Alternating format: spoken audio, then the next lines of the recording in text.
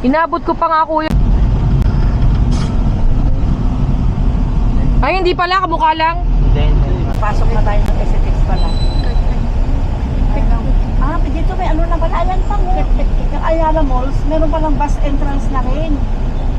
Oo. Di ba dati?